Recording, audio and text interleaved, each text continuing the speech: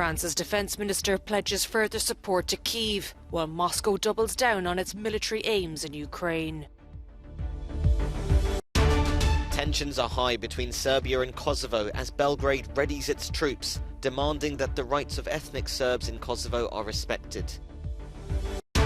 Brussels discusses possible measures for a coordinated approach on Chinese travellers after Beijing announced the easing of travel restrictions. Paris has pledged a €200 million fund and military equipment to Ukraine, including anti-missile systems. The announcement follows French Defence Minister Sébastien Lecornu's audience with Ukraine's President Volodymyr Zelensky in Kyiv. Zelensky later expressed his gratitude in his nightly address. I met with the French Defence Minister who arrived in Ukraine, he said. We discussed cooperation over the year, the reconstruction of our country and another step in strengthening our air defence. Thank you, France. Paris has already supplied Kyiv with advanced weaponry and is training 2,000 Ukrainian soldiers on French soil. On Wednesday, defending troops showed members of the press one of their French howitzer cannons in action. I like it very much because of its agility, this commander says, and the speed of shooting. We could easily change our positions with this vehicle to work on our targets. Meanwhile, in a TV interview, Russia's Foreign Minister Sergei Lavrov reiterated Moscow's conditions and said its, quote, perseverance will help it achieve its goals in Ukraine. We never reject proposals to reach diplomatic agreements, said Lavrov. The conditions under which we are ready to start discussing these agreements are well known. One non-negotiable condition is that the 4 eastern annexed Ukrainian territories belong to Russia. The Russian Defence Ministry has published footage of what it claims are Russian and Belarusian soldiers training together on Belarusian soil, but Ukrainian authorities say they do not have enough personnel to attack Ukraine from the north. It's a strange time to be growing up in Russia. Economic turmoil and its so-called military operation in Ukraine has left many young people in uncertainty. But national pride has not faltered. At this Civic Forum convention in Moscow, one's duty to serve and fight is well and truly alive. My dream is to finish it as soon as possible, the special military operation, to fulfill all the tasks assigned to the army and to the country, and once and for all put an end to Nazism and fascism, which are now thriving on the territory of Ukraine.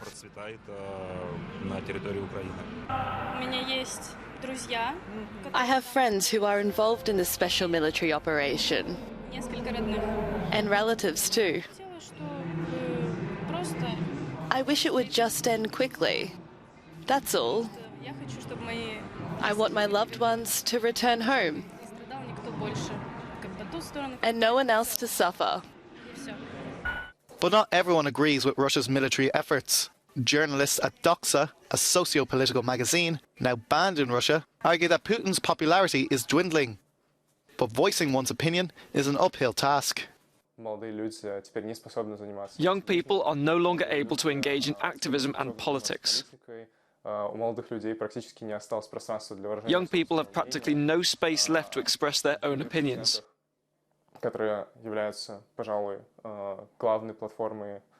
In universities, which are the main platform for the realization of young people, propaganda has penetrated every area.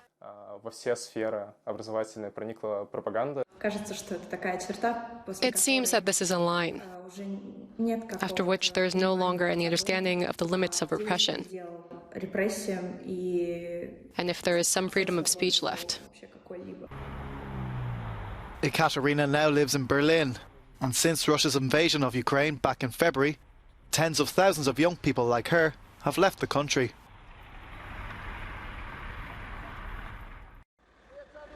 A closed border and soaring tensions as Serbia and Kosovo face off over the status of ethnic Serbs in Kosovar-controlled areas. A former Serb policeman who was arrested on suspicion of terrorism sparked off the recent crisis. He has now been released from jail to house arrest in a Serbian area of Kosovo. In response, the Prime Minister of Kosovo, Albin Kurti, criticised the decision, saying he found it amazing someone could be released when they have a standing terrorism charge against them. Serbia was keen to stress that a de-escalation of tensions must be based on guarantees for the security of ethnic Serbs in the north of Kosovo. This is the condition of all the conditions regarding our country, and what the President of the country stated very clearly in the previous days. It is up to us to find a political solution. No one wishes for conflict, but the Serbian army is ready, trained, brave, and determined to protect the interests of Serbia, to protect our country and its sovereignty.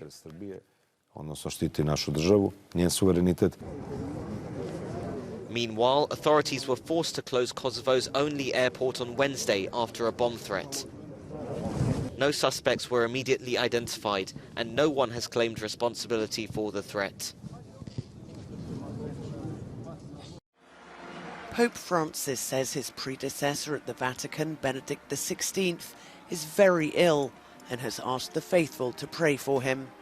Francis made the announcement at the end of an hour-long audience at the Vatican, but didn't elaborate on Benedict's condition. I would like to ask you all to pray a special prayer for Pope Emeritus Benedict, who in silence is supporting the Church. To remember him because he's very ill, asking the Lord to console him, to support him. The 95-year-old former pontiff retired in 2013, the first pope to resign in 600 years. He lives in a convent on Vatican grounds and has become increasingly frail in recent years.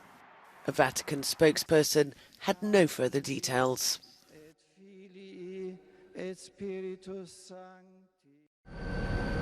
The United States is slowly recovering from a record-breaking storm that killed at least 60 people. But heavy snowfall, bitterly cold winds and freezing temperatures continue to wreak havoc, even in areas used to harsh winters. Some people died because they had no heat in their homes in the polar cold.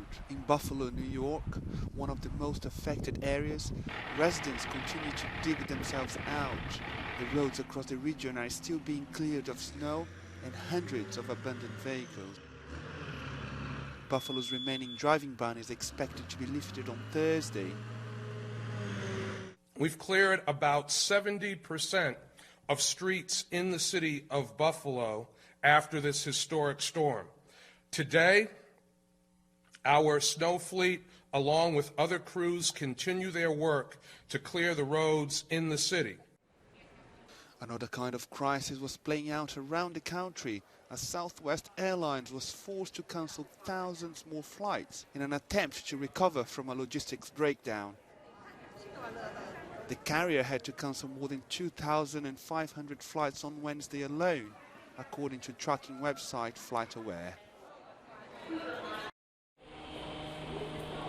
The European Commission has called for a meeting to discuss possible measures for a coordinated approach on Chinese travellers after Beijing announced the easing of travel restrictions. China loosened its strict zero-tolerance measures earlier this month and has now given residents the green light to travel abroad. It has also scrapped quarantine requirements for international arrivals. However, Brussels has expressed concern about China's lack of transparency surrounding the recent surge in cases.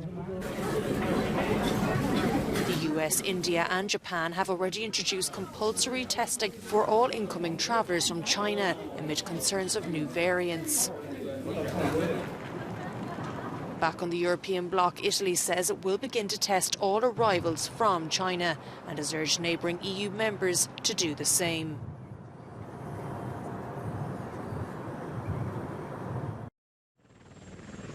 Chaos on a Chinese motorway. One person has died during a pileup involving hundreds of vehicles. Aerial pictures showed passenger cars, vans and lorries, with authorities blaming the incident on dense fog. The crash happened on the Yellow River Bridge in Zhengzhou on Wednesday morning. Emergency services arrived on the scene shortly after. The crash site is currently being cleared up so that traffic can resume.